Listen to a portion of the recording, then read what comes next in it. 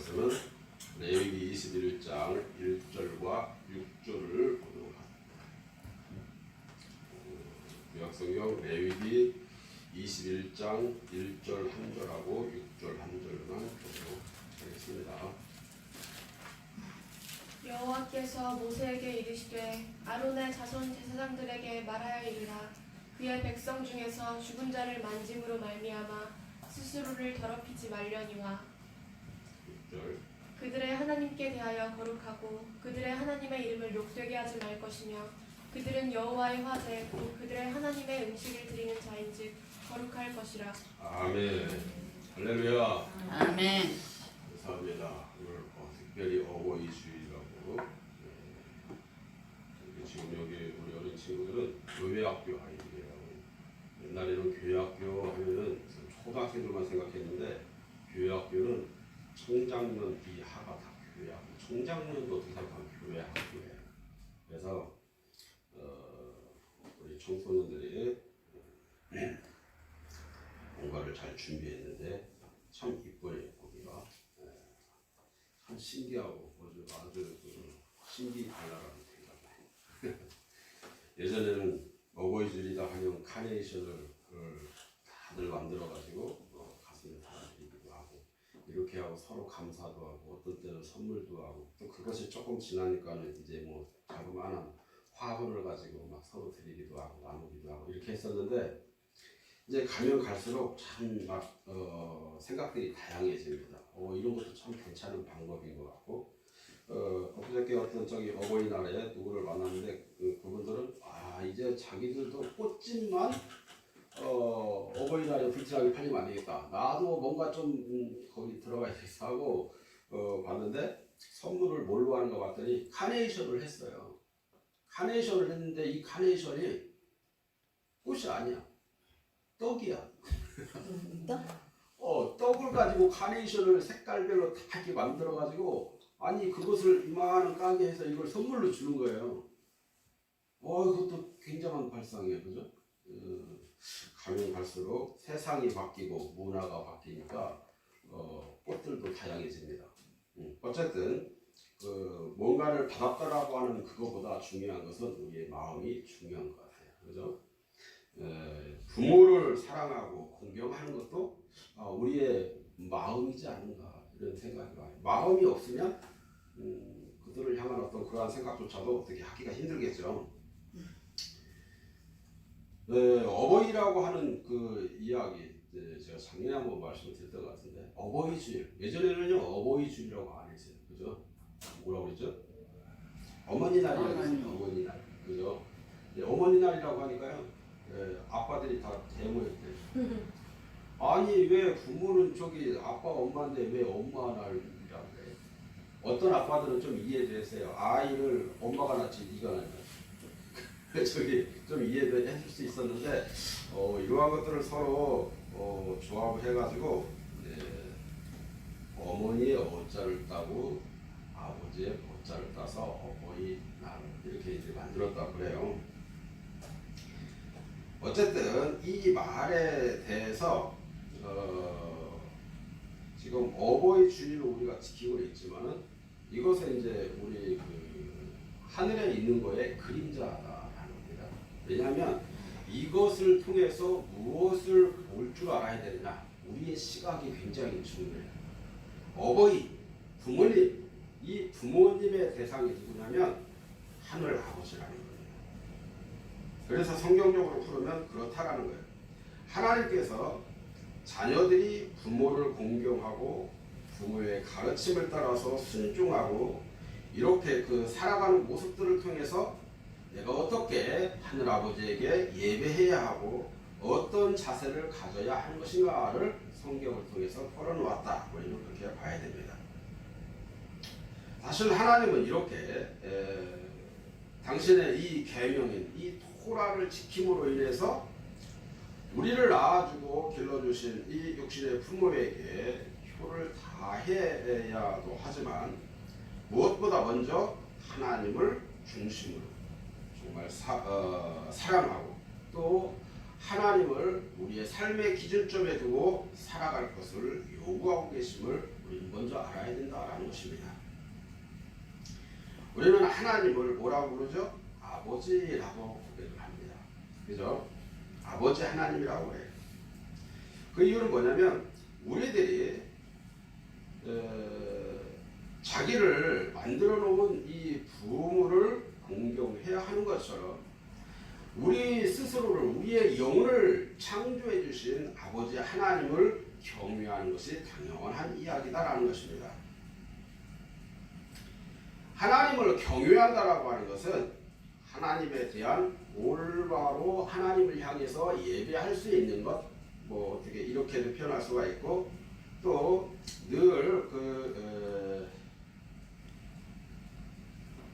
우리가 하나님을 대해서 마치 우리를 낳아주신 어머니 생각을 할 때 마음이 뭉클해지는 것처럼 우리 하나님 아버지를 생각할 때에 뭉클해지는 이 마음이 감격이다. 우리는 이렇게 표현하는 겁니다.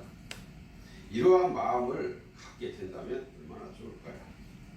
오늘 어버이 주일을 맞이해서 우리는 모두가 다 하나님을 아버지로서 공경하고 또 하나님의 뜻이 우리의 삶을 통해서 나타내줄 수 있도록 참된 예배자로서의 이 품위를 절대 잊어버리지 말자라는 것입니다.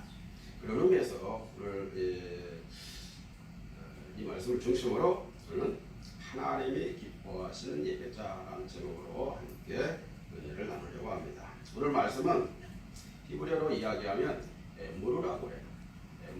에모르라고 하는 뜻이 뭐냐면 말하라는 뜻입니다. 말해라. 예전에는요 부모님 시대 때에 또 아주 어른들 시절에는요 서로가 나 저 사람 좋아하고 사랑하는데 사랑한다고 말을 표현을 안 해요.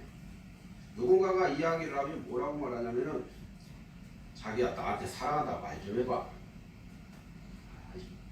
그런 얘기를 꼭 말을 해야 하냐고 막 보통 그래. 이런 얘기 잘 모를 것 같죠? 집에 가셔가지고 남편들에게 이야기해봐요. 오늘은 특별히 나한테 좀 사랑한다고 말 좀 해봐요. 이상한 짓 한다고 하고 혼나냐 다행히 그러죠. 서로 표현을 안 하고 그냥 뭐 아니 내가 사랑하지 않았으면 지금까지 같이 살았겠어. 그냥 그걸 얼먹은 거죠. 그죠? 그런데 여자든 남자든 서로가 서로 표현해 주는 걸 굉장히 좋아해요. 너무 웃긴 게 뭐냐면 남자들은 자기들은 여자들이 표현해 주는 걸 굉장히 좋아하면서 자기는 표현 안 하나. 너무 이기적이잖아. 여자들도 마찬가지로 똑같이 나를 사랑한다, 나 좋아해, 나 너에게 관심 있어 이러한 이야기 해줄 때 굉장히 기분이 좋은 겁니다. 그죠? 기분이 좋을 때는 안 되던 기도도 잘 나와. 그죠? 네. 그래서 여러분 생각해봐요. 하나님 앞에 기도하는 자가 되어야 되겠다라고 하면 기분 좋을 때 해야 되는 겁니다. 내가 컨디션이 최고로 있을 때에 기도가 더 잘 나오는 거예요.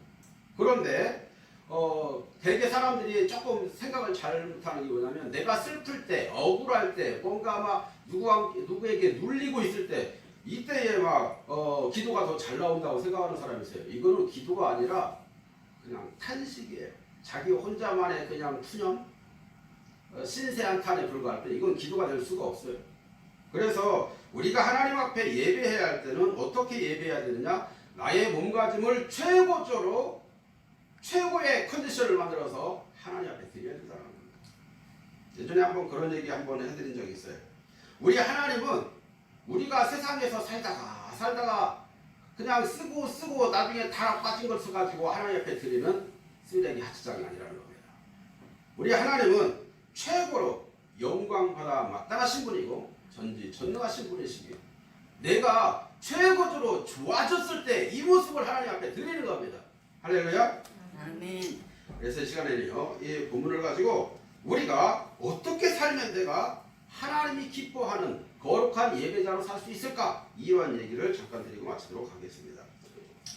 저는 그걸 한 두 가지 정도로 이렇게 이야기를 했는데 그중 하나는 뭐냐면 내가 하나님이 기뻐하시기 위해서 내가 뭘 해야 되는가? 하나님이 원하시는 걸 해야 되는데 하나님이 원하시는 것 중에 하나가 뭐냐면 거룩함을 드러내라는 것입니다. 거룩함을 드러내라.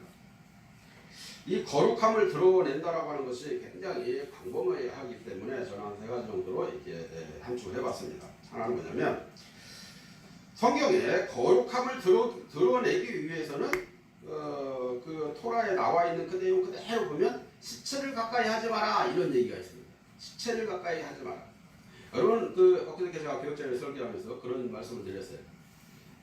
바리새인과 서기관들이 열심히 율법을 잘 지켜 행했는데 받았던 예수님의 선물이 뭐라고 했어요? 회칠한 무덤이라고 했잖아요. 이 회칠한 무덤이었어요. 이 회칠한 무덤에서 왜 회를 칠해놨을까? 시체에 가까이 하면, 지금 방금 말씀드렸던 거, 시체를 가까이 해가지고 시체에 내가 손을 닿다거나 몸이 닿다거나 그러면 거룩함을 잃어버린다라고 이 토라에 나와 있기 때문에 이 사람들이 시체에 가까이 가지 않으려고 회를 칠해놨다는 거예요. 자, 그 말씀처럼 보다가 보니까 거룩함을 드러내게 하기 위해서는 먼저 시체를 만지지 마라 그 이야기를 했어요. 그 사람들은 그것을 껍데기로 그대로 바꿔가지고 시체에 닿지 않게 하기 위해서 회를 칠해놨거든요. 자, 근데 이것이 정확하게 우리에게 무엇을 말하고 있는 것인가? 우리가 그 요지를 알아야 되겠습니다.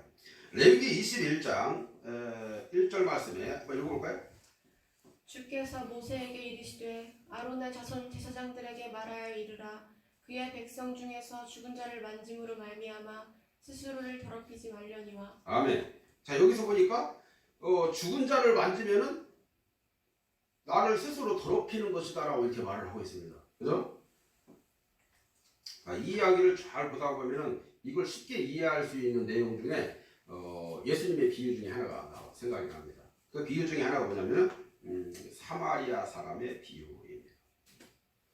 많이 들어보셔서 아시겠지만은 한 사람이 강도를 만나가지고 그냥 자기 있는 모든 재물들을 다 빼앗기고 그냥 어마어마하게 두들겨 맞아가지고 거반 죽게 되었어요.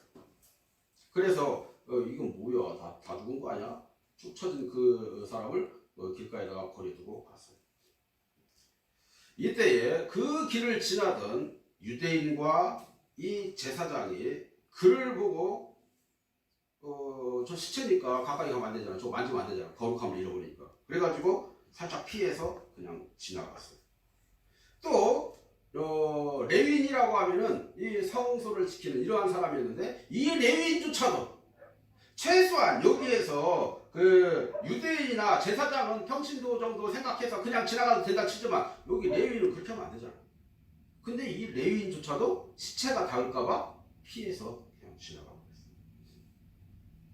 근데 그곳을 지나던 어떤 사마리아 사람이 그 사람은 유대인도 아니에요, 제사장도 아니에요, 또 레위인은 더더욱 아닌 이 사마리아 사람이 그를 보고 그를 도와줍니다. 그러한 내용이 선한 사마리아 사람 이야기입니다. 예수께서 제사장에게 그 하신 말씀이 시체를 만지지 마라 라고 한 이 내용을 제사장이 몰랐을까? 당연히 알았겠죠. 유대인은 어려서부터 토라를 배우고 13살이 되면 토라를 떼는 사람들인데 이걸 모를까? 알지. 예수께서는 하나님이신데 당신 자신이 하신 이 말씀을 잊어버리시고 하신 그러한 말씀이었을까요? 그건 아니죠. 예수께서 당시에 이 제사장이 본질에서 벗어나서 그냥 겉으로만 제사장이야, 회칠한 무덤이야, 그냥 겉으로만 회를 칠해놨어, 깨끗해. 속은 하나님의 마음을 담아내지 못했어. 하나님께서 그 시체를 가까이 하지 마라 이 말을 할 때에 이 말에 대한 요지를 제대로 파악해내지 못했어요. 그래서 유대인도 제사장도 레위인도 그냥 지나가고 말았습니다. 과연 그러면 이 본문의 이 말씀을 먼저 보시면 제사장은 어떤 시체를 만지지 말라고 하는 걸까? 그 이야기를 한번 생각해 봐야 되는데, 이 이야기 중에 이렇게 쭉 보다가 보면 그런 내용도 있어요. 지금 방금 읽었지는 않았는데 그 이야기 좀 내려가다 보면은 그런 말씀이 있어요. 시체를 가까이에서 자기를 더럽히지 말아라고 이렇게 분명히 이야기하면서 그러나 자기의 직계 가족이 죽었을 때는 만져도 된다. 그 이야기를 해놨어요. 솔직히 무슨 말이지? 자기 직계 가족은 친족이니까 그냥 내 아버지가 또는 내 형제가 죽었을 때는 가서 장사 치러줘야 되니까 만져야 되나? 가서 입관도 해야 되고 염도 해줘야 되고 다 만져야 되는가? 그거 뭐 그럼 다른 사람이 죽었을 때는 나하고 상관없는 사람이 죽었을 때는 뭐 그냥 시체가 널렸는지 그냥 가다가 저기 차에 치여가지고 죽은 고양이나 개새끼들처럼 그냥 길에다 버려두고 다녀야 되는가? 참 이게 말이 이런 식으로 따지면 성경이 윤리적이지도 않고 도덕적이지도 않고 인권과는 전혀 상관없는 이런 책이 되어버리는 거예요. 그죠? 그런데 여기에서 이야기하고자 하는 초점이 뭔가? 우리가 이것을 볼 줄 알아야 한다는 거죠. 지금 이 말씀에서 하나님이 가르치시고 싶어 하시는 그게 뭘까? 여러분 시체 하면 뭐가 떠올라요? 시체는 죽었어요. 죽은 거예요. 지난번에 제가 한번 말씀드렸죠. 여인에게 있어서 월경할 때 나오는 피는 죽은 피라고 그랬어요. 죽음은 하나님과 하등의 관계가 없어요. 하나님은 생명의 주인이시기 때문에 죽음은 사탄의 것이에요. 또 이 죽음이라고 하는 것은 뭐죠? 사망을 말하는 거예요. 어떤 자가 사망해요? 죄를 지은 자가 사망. 그래서 죄의 싹이 사망이라는 거예요. 그래서 이 시체를 가까이 하지 마라. 이 말은 다른 식으로 이야기를 하면은 죄를 가까이 하지 마라 이 말이에요. 사탄과 관계된 죽음과 사망과 가까이 하지 마라 이 말이에요. 왜? 내가 죄를 가까이 하는 순간에 하나님을 향한 이 거룩함을 상실하니까 그거 가까이 하지 마라. 그런데 중요한 것은 그런 내용도 하나 있습니다. 뭐가 있냐면은 자기 직계 가족에게, 자기 직계 가족이라고 하는 것은 뭐냐면 주 안에서 한 형제요 자매가 된 사람들, 이 사람들 중에도 예수를 잘 믿고 나름대로 교회에 충성하면서 이렇게 살던 사람에게도 어느 한순간에 자신도 모르게 죄에 가까이 갈 때가 있어요. 그것 때문에 실족하거나 상처받는 사람들이 있다 이 말이에요.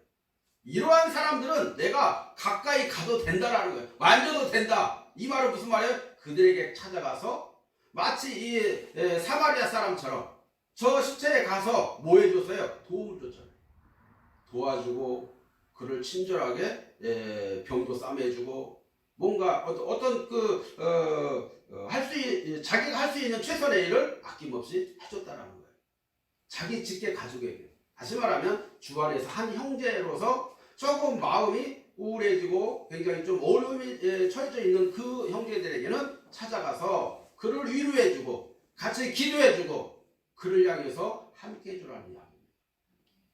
그것이 그렇게 해서 그 사람으로 하여금 죄로 가까이 가지 못하도록 저 사망 권세에 지금 확 붙잡혀 있는 저 악하고 더러운 죄에 가까이 가지 못하도록 우리가 만들어주라는 겁니다. 열심히 그를 위해서 중보해주고 기도해주고 이러한 것이 바로 그리스도인으로서의 우리의 사명임을 지금 가르쳐주는 메시지가 오늘 이 본문 메시지다 이 말입니다. 할렐루야. 두 번째는 뭐냐면 흠도 없고 점도 없는 이 제사장이 되라고 하는 것입니다. 레위기 21장 17절 말씀을 읽어보겠습니다. 아론에게 말하여 이르라. 누구든지 너의 자손 중 대대로 육체에 흠이 있는 자는 그 하나님의 음식을 드리려고 가까이 오지 못할 것이니라. 아멘. 자, 지금 여기에서 보니까 육체에 흠이 있다라고 하는 것은 지금 어떤 이야기였냐면은 지금 옛날에 유월절 양으로 드릴 때에도 또는 번제로 드릴 때 화목제로 여러 가지 제사로 드릴 때에 쓰여지는 이 제물들이 흠이 있으면 안 돼. 그 흠이라고 하는 건 뭐예요? 눈이 좀 보이지 않는 맹인이라거나 좀 다리를 저는 절름발이더라거나 손이 부러졌다거나 팔이 뭐 어떻게 좀 흠집이 났다거나 또 어떤 장애인으로서의 이 제사장은 절대 들 수 없다라는 것입니다. 자, 여기에서 그러면은 이것도 좀 문제가 좀 있는 이야기예요. 그러면은 장애우들은 뭐 목회자가 되지 말라는 거예요? 예수 믿지 말라는 거예요? 그게 아니잖아요. 지금 그런 얘기가 아니라는 거예요. 심지어 습진이나 버진이 있어도 안 된다고 말하죠. 제사장이 드리는 이 제물 역시도 흠이 있으면 안 된다라고 말하죠. 자, 우리가 제사장들로 우리 베드로서 1장 19절로 이야기할 때 보면 우리가 왕같은 제사장이야. 우리들이다 이 말이에요. 예수와를 구주로 믿는 모든 이가 다 제사장이에요. 이해 가시죠? 저와 여러분 모두가 다 제사장이라 이 말이에요. 그러면 이 제사장이 드려야 할 예물은 어떤 예물이냐? 살아있는 예물을 드려야 된단 말이에요. 내 자신의 육신의 정욕을 다 끌어내고 거룩한 산 제물로서 최고의 컨디션을 가지고 하나님 앞에 드려야 된다 이 말이에요. 이게 살아있는 영적 예배다 이 말이죠. 그런데 이렇게 드리려면 내가 어디가 뭐 뚱진지이고 어디가 잘 보이지도 않고 저기 뭐 듣지도 못하고 절름발이고, 이야기는요 장애자를 말하는 게 아니라 내 영의 장애자를 말하고 있다 이 말이에요. 영적으로 뭐가 문제가 있어. 말씀 보는 눈이 없다거나 세계를 보는 시각이 없다거나 또는 하나님에 대해서 정확하게 진단을 하지 못한다거나 여러 가지 이러한 상황 가운데 있을 때에는 하나님 앞에 드려지지 못하기에 이러한 사람은 하나님이 택하신 왕 같은 제사장으로 설 수가 없다라는 얘기예요. 레위기 22장 21절 말씀 한번 읽어보겠습니다. 주께 드리는 자는 기쁘게 받으심이 되도록 아무 흠이 없는 온전한 것으로 할지니. 아멘. 자, 여기서 하나님이 기쁘게 받으실수록 하려면 어떻게 하고 있어요? 나로 하여금 흠이 없는 자로, 그때 하나님이 기쁘시게 받으신다라는 거예요. 이야기를 우리가 자세히 볼 줄 알아야 됩니다. 우리가 물건을 한번 산다고 해봅시다. 물건을 살 때에도 내가 이제 그 포장된 물건을 사는데 아니 조금 어디가 뜯겨졌다거나 좀 뭐가 흠이 있다거나 이러한 것을 갖게 되면 기분이 어때요? 나빠요. 굉장히 나쁘죠. 특히 요즘에 사회적 거리 두기라고 해가지고 자꾸 이제 택배 물건을 많이 쓰게 되는데, 택배를 실컷 시켰는데요 받고 나니까 뭐 어디가 구멍이 뚫렸고 뭐가 하나가 새져 있고 막 어디가 뜯어져 있고 막 그래. 기분이 어때요? 다시 반품하고 싶지, 교환하고 싶고. 그래서 이러한 상황이 되면 자꾸 교환해달라고 연락도 하고 막 그러죠. 기분이 썩 좋지 않습니다. 내가 산 물건임에도 불구하고. 우리들도 이 중요한 이 자리에 갈 때에 아무렇게나 하고 가지는 않습니다. 5월달에 참 일들이 많이 있는데, 저 한참 후에 이제 연회라고 하는 게 있어요. 저희가 연회를 하면은 이 강원도에 있는 감리교회의 모든 목회자와 장로님들이 다 모여서 회의하는 자리예요. 몇천 명이 모여요. 그런데 그러한 자리에 갈 때에 그냥 뭐 추리닝 입고 갈 수가 없습니다. 잠대답하고 이러한 잠옷 입고 갈 수가 없어요. 그렇다 해가지고 뭐 어디 저기 등산 갈 때 입는 무슨 뭐 티라 입고 등산 옷 입고 갈 수도 없습니다. 트레이닝복 입고 갈 수도 없습니다. 거기는 다 모두가 다 정장을 하고 예복을 입고 가는 것입니다. 깨끗하게 준비하고 매무새를 잘 해서 그런 자리에 참여를 합니다. 인간 관계에서도 이럴진데 하나님과 나와의 관계는 과연 어떠할까요? 하나님과 나와의 관계는 이보다 더하지 않겠냐 이 말이에요. 우리 말씀 한번 읽어보도록 하겠습니다. 말라기 1장 8절. 만군의 주께서 이르노라. 너희가 눈먼 희생제물을 바치는 것이 어찌 악하지 아니하냐. 이제 그것을 너희 총독에게 드려보라. 그가 너를 기뻐하겠으며 너를 받아주겠느냐. 자, 이 말씀에 보니까 인간 관계에서도 흠이 있거나 점이 있는 것을 선물을 한다거나 제물을 드리면 별로 좋아하지 않는데, 설령 하나님께 그것을 드리게 되면 과연 하나님이 받으시겠느냐라는 겁니다. 이와 같이 제사장들은 깨끗하고 이 올바른 성품을 하나님 앞에 드려야 한다 이 말이에요. 또 제사를 준비할 때 이 말씀에서는 똑같이 그래요. 제사를 준비할 때도 제물은 그렇게 준비하라고 말하고, 또 심지어 오늘 말씀에서는 제사장들조차도 그렇게 준비가 되어져야 한다고 말해요. 이것은 뭘 말하냐면은 네가 너희들이 가가지고 어디 갈 때는 제사 드릴 때 깨끗한 제물을 갖다 준비하라 이런 얘기가 아니에요. 사람에게는 가장 먼저 중요한 것이 내 마음, 내 속사람이 중요한 거예요. 내 속사람이 거룩해지면 겉에는 굳이 치장하지 않아도 이게 그냥 저절로 우러나오게 돼 있어요. 그런데 속은 썩었는데 겉으로만 치장하려고 하면 이거 좀 문제가 되는 거예요. 여러분, 제가 이런 말씀 한번 드려볼게요. 제가 이제 이렇게 좀 성장을 하고 이렇게 어른이 되다가 보니까는 입술이 막 좀 어떻게 좀 뭐라고 입들이 터요. 아니요, 이게 튼 게 아니라 이렇게 좀 어떤 상황이 되냐면은 어디 아픈 사람처럼 좀 그래요. 색깔도 그렇고. 근데 제가 어려서는 그러지 않았어요. 입술이 막 마치 그 너무 빨개가지고 마치 립스틱 바른 사람처럼 그렇게 생겼었어요. 어렸을 때 여기 중고등학교 다닐 때만 해도 빨갰단 말이죠. 우리 어린 친구들은 뭐 고등학교 다니고 가서 립스틱 바르고 다니고 그러는데 나는 립스틱을 바르지 않고 바른 것 같아서 그 정도로 굉장히 빨갰는데, 이렇게 했었을 적에는 내가 립스틱을 바르지 않아도 여전히 빨가니까 굳이 준비할 필요가 없어. 그런데 내가 만약에 병든 사람처럼 그냥 저기 입술이 그렇다라면 내가 립스틱을 발랐어요. 발랐을 때에 잘 준비가 되지 않고 중간에 조금만 흐트러져도 이게 지워지면은 그게 금방 나타나고 보기가 흉해져요. 그죠? 그것 때문에 늘상 관리하며 살 건가? 아니면은 본질인 입술을 그냥 빨갛게 만드는 게 더 좋을 건가? 우리가 이런 걸 한번 생각해 보자는 얘기예요. 그래서 속사람이 좋아지면 겉사람은 굳이 준비하지 않아도 좋아진다는 겁니다. 하나님 앞에 제사장이 되어서 드려질 예물들도 이래야 된다는 얘기예요. 그냥 말씀 읽어보겠습니다. 빌립보서 2장 15절. 이는 너희가 흠이 없고 순전하여 어그러지고 거스르는 세대 가운데에서 하나님의 흠없는 자녀로 세상에서 그들 가운데 빛으로 나타내며. 아멘. 이 말씀을 보면 분명히 우리의 내면을 지금 말씀하고 있음을 보게 되죠. 그러니까 지금 눈에 보이는 이 현상들을 통해서 내면을 말씀하시고자 지금 하신 것임을 우리가 알게 되는데, 좀 전에 제가 드린 말씀 중에서 눈이 안 보인다거나 또는 뭐 사지가 문제가 있는 어떤 장애를 가진 자들은 제사장이 될 수 없다라고 했는데, 아까도 제가 말씀드렸던 것처럼 이것은 오해하면 안 됩니다. 이거는 지금 장애를 가진 자들이 하나님을 믿어서는 안 된다, 이런 얘기가 아니라는 거죠.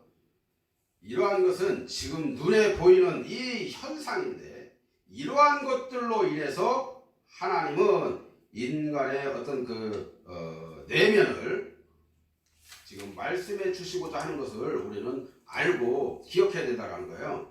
그러니까 눈이 안 보인다, 이러한 맹인은 바로 영적인 눈이 멀었기 때문에 하나님이 뭔가를 계획하시고 말씀하시는 내용에 둔하다라는 겁니다. 그러면 여기서 이것을 반대로 얘기하면 하나님의 계획하심에 둔하면 절대 안 되는구나, 우리가 이걸 알아야 돼요. 그리고 절름발이라고 하는 것은 뭐냐면은 우리 말씀에서 분명히 좌우나 우로나 치우치지 말라고 그랬어요.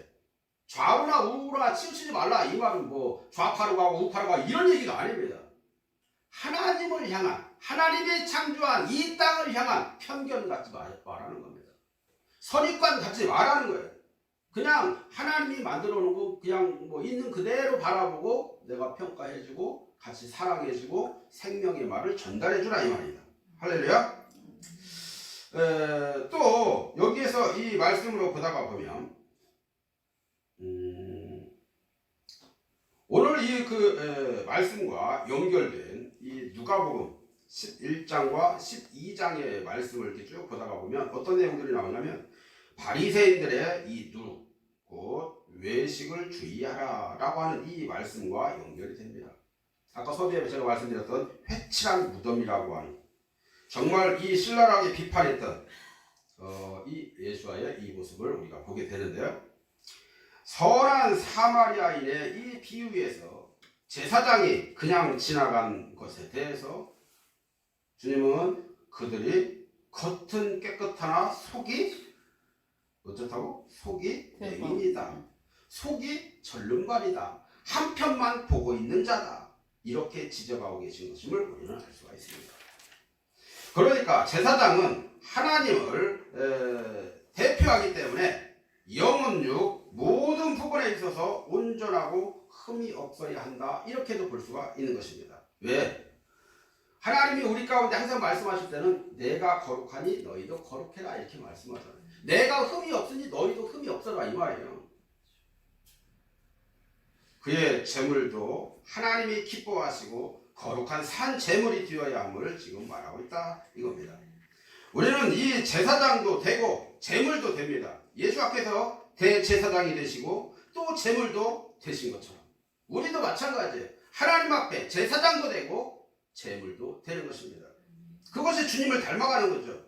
제사장은 온 마음과 뜻과 힘을 다해서 하나님을 사랑하고 그 마음을 다해서 최선을 다해 예배하는 예배자로서 예배자로서 하나님 앞에 드려지게 될 때에 하나님이 그 예배를 받으시고 헌양하신다라고 하는 것을 기억해야 된답니다.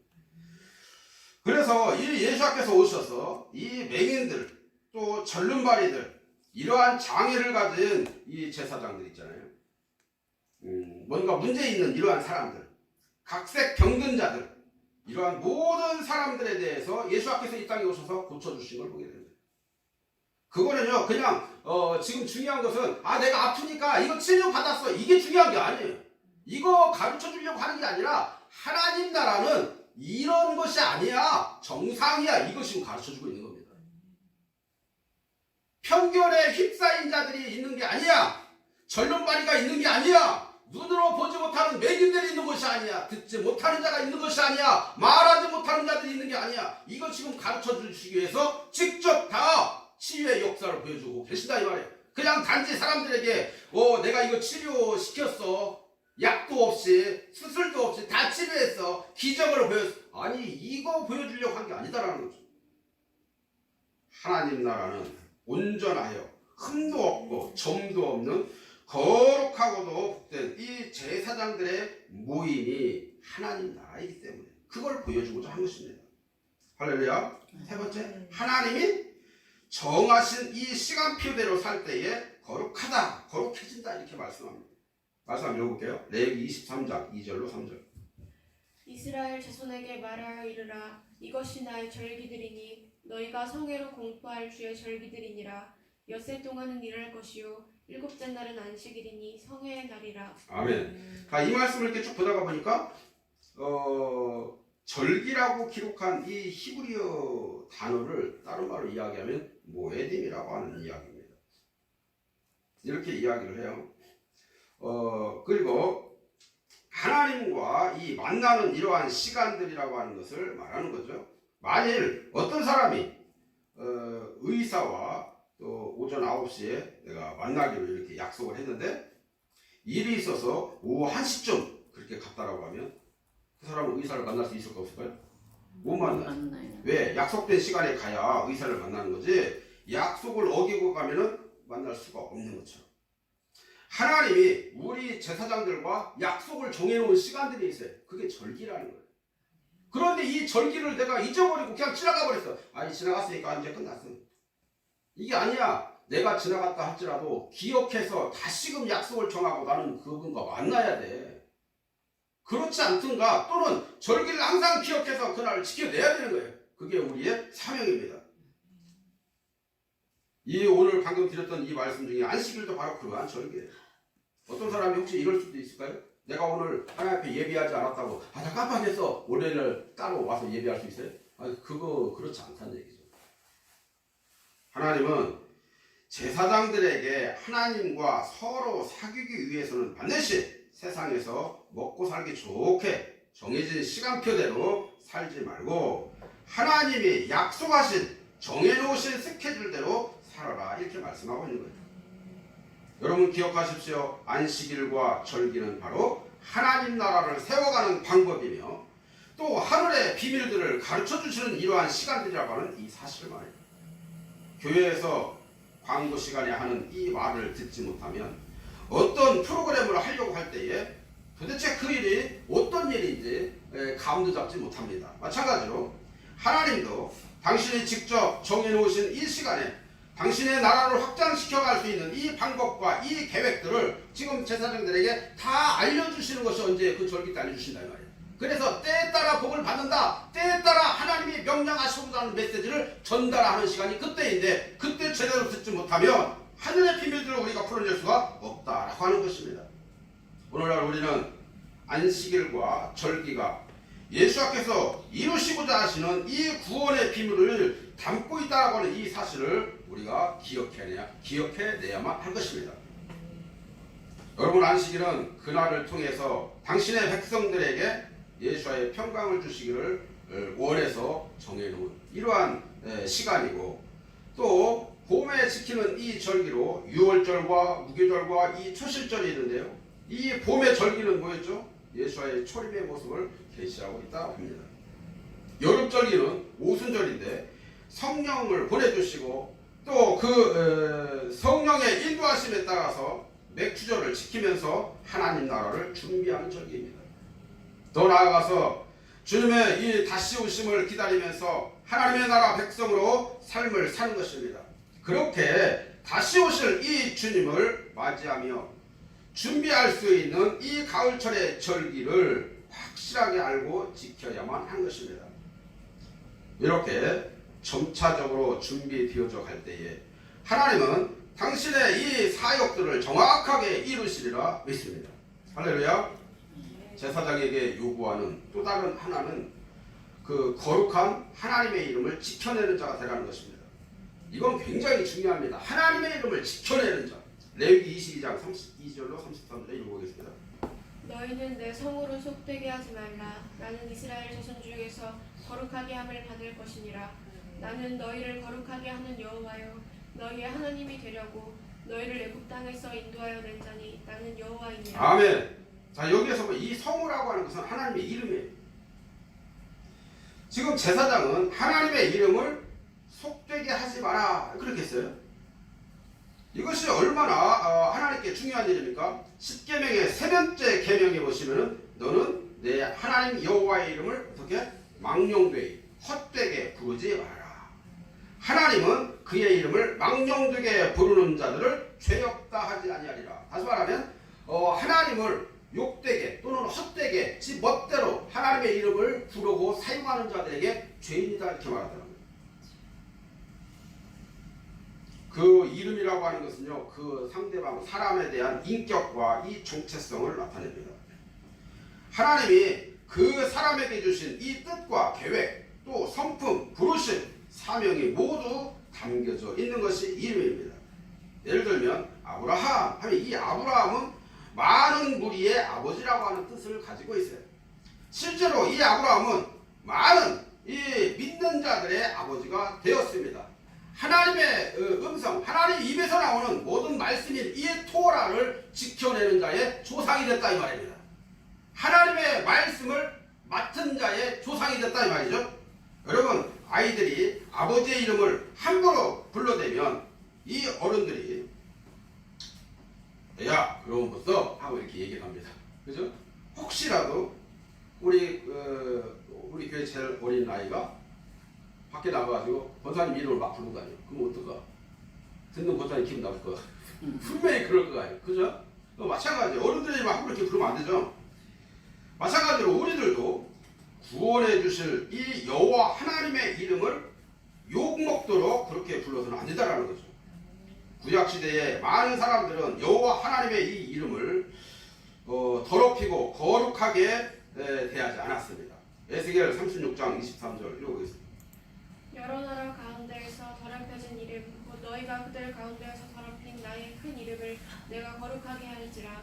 내가 그들의 눈 앞에서 너희로 말미암아 나의 거룩함을 나타내리니 내가 하나님인 줄 여러 나라 사람이 알리라. 주 하나님의 말씀이니라. 아멘. 여러분, 더럽힌다라고 하는 이 말은 죄를 지으면 더럽혀진다고 말하는 것입니다. 왕같은 제사장들인 우리가 죄를 짓게 되면 하나님의 이름이 더럽혀지게 된다 이 얘기예요. 다시 말하면 나는 하나님의 이름을 더럽히지 않았어. 그게 아니라 내 삶을 통해서 거룩함을 드러내지 못하는 것이 하나님의 이름을 더럽힌 거다 이 말이에요. 할렐루야. 에스겔은 지금 백성들이 하나님이 싫어하시는 이 우상 숭배를 하였기 때문에 하나님의 이름이 더럽혀졌다 이렇게 지금 말씀하고 있는 것입니다. 그러면 반대로 어떻게 하는 것이 하나님의 이름을 거룩하게 하는 걸까요? 아니, 우리가 어떻게 해야 하나님의 이름을 거룩하게 지켜내는 자로 살 수가 있을까요? 성경에 좋은 예가 하나 있습니다. 다니엘과 이 세 친구 이야기죠. 그들이 지금 포로로 끌려가서 그 나라 왕이 정한 그 큰 신상에 절하지 않는다고 이 느부갓네살 이 왕이 이들을 어디다 풀무불에 다 집어 넣겠다고 협박을 합니다. 하지만 이 사람들이 말하는 이 소리를 한번 들어보세요. 한번 읽어볼게요. 다니엘 3장 17절로 18절. 왕이여, 우리가 섬기는 하나님이 계시다면 우리를 맹렬히 타는 풀무불 가운데서 능히 건져내시겠고 왕의 손에서도 건져내시리이다. 그렇게 하지 아니하실지라도 왕이여, 우리가 왕의 신들을 섬기지도 아니하고 왕이 세우신 금신상에게도 절하지 아니할 줄을 아옵소서. 아멘. 자, 이 사람들 말하는 이거 진짜 어마어마한 믿음이죠. 하나님이 우리를 구원해 주실 것이다. 그렇지만 여기서 이제 하나가 더 나옵니다. 나를 구원해 주실 것이지만 혹시 그렇게 하지 아니하실지라도 우리는 다른 신을 절대 섬기는 일은 하지 않을 거다. 이거 어마어마한 믿음이다라는 거예요. 설령 우리가 죽는다 할지라도 괜찮다는 겁니다. 왜? 나는 하나님 믿고 있으니까. 여러분, 이것이 거룩한 하나님의 이름을 지켜낸 길인 것입니다. 또 하나님의 이름을 두려워하는 것이 바로 이러한 일이다라는 거예요. 하나님을 경외하는 것이 바로 이러한 것이다라는 것입니다. 세상보다 더 크신 하나님을 사랑하며 두려워하는 것이 곧 하나님의 이름을 지켜내는 것이다라는 것을 믿으시기 바랍니다. 우리가 세상을 사랑하는 순간에 하나님을 경외하는 것에서 멀어지게 되는 것입니다. 그래서 세상과 짝하지 마라. 한쪽 발 세상에 한쪽 발 교회, 절대 그렇게 드리지 마라. 한 사람이 두 주인을 섬길 수 없다, 이렇게 말씀하고 있는 거예요. 우리가 하나님을 마음에 담고 믿는 그리스도인이라면 우리가 믿는 이 하나님의 이름을 지켜낼 줄 알아야 하는 것입니다. 그러므로 여러분, 세상을 사랑하며 또 하나님의 이름을 욕되게 하지 말기 바랍니다. 누가복음 12장 4절 5절 읽어보겠습니다. 내가 내 친구 너희에게 말하노니 몸을 죽이고 그 후에는 능히 더 못하는 자들을 두려워하지 말라. 마땅히 두려워할 자를 내가 너희에게 보이리니 곧 죽인 후에 또한 지옥에 던져놓는 권세 있는 그를 두려워하라. 내가 참으로 너희에게 이르노니 그를 두려워하라. 아멘. 자, 이 말씀은요, 몸은 죽여도 영혼을 죽이지 못하는 자를 두려워하지 말고 몸과 영혼을 능히 죽이고 살리시는 전능하신 여호와 하나님을 두려워할 줄 알아라, 이런 말씀입니다. 그러면 여러분, 사람을 두려워하지 말고 또 올무에 빠지게 됨을 우리가 확실하게 알고, 내가 괜히 하나님을 믿으면서도 사람을 가까이하며 사람의 말에 사람의 눈치에 내가 두려워 떨게 되면 내가 그 올무에 빠지게 된다는 걸 기억하시기 바랍니다. 그러나 그럴 때일수록 하나님을 더욱 의지하면서 또 하나님을 붙잡게 되면 안전하게 되는 것임을 또한 믿으시기 바랍니다. 하나님을 두렵고 떨리는 마음으로 경외하며 오직 하나님을 사랑하는 것이 하나님의 이름을 지켜내는 것이고 거룩하게 하는 것임을 믿으시길 바랍니다. 마지막 때를 사는 이 우리들이 할 수 있는 것은 오직 하나님을 경외하는 이 영을 달라고 기도하고 부르짖는 것입니다. 기도를 통해서 주신 이 하나님의 영이 충만해져야 세상이라고 하는 이 적그리스도 앞에서도 하나님의 이 이름을 지켜낼 수가 있는 것입니다. 마치 다니엘과 이 세 명의 이 친구들처럼 세상을 다스리는 이 왕 앞에 서 있다 할지라도 내 죽음을 무릅쓰고 담대하게 애모로 말했다라는 거예요. 나는 하나님의 이름이 거룩하다 말했다라는 거예요. 이러한 말한 사람들처럼 여러분도 그러한 인생을 살라, 이런 말입니다. 사랑하는 여러분, 오늘 어버이 주를 맞이해서 우리들의 영원한 어버이가 되시는 이 하나님께 예배하는 참된 예배자로서 사는 방법은 곧 육신의 부모를 공경하며 효를 다하듯 하나님께도 최선을 다하여 그러한 삶을 살아드려야 한다는 것입니다. 또한 우리가 마지막 때를 살면서 흠도 점도 없는 그리스도인으로서 적그리스도의 이 세상인 이 세속과 타협하지 마시고 거룩함을 드러내시는 그러한 여러분이 되어야만 하는 것입니다. 세상에서의 이 삶이 만만치 않습니다. 그러므로 우리는 이 거룩함의 이 대명사인 성령의 인도하심에 철저하게 나의 모든 것을 내어 맡김으로 성숙한 예배자로서의 하나님이 기뻐하시는 예배자로 드려져야만 하는 것입니다. 그래서 성령의 인도하심에 따라서 하나님의 이름을 지켜내시고 거룩함을 드러내시고 죄와 죽음과 이 가난과 이 세상의 온갖 못된 이 탐욕들을 이겨내셔서 하나님이 기뻐하시게 받으실 수 있는 그러한 왕같은 제사장의 삶을 사는 저와 여러분이 되어지기를 주님의 이름으로 간절히 축원합니다. 할렐루야.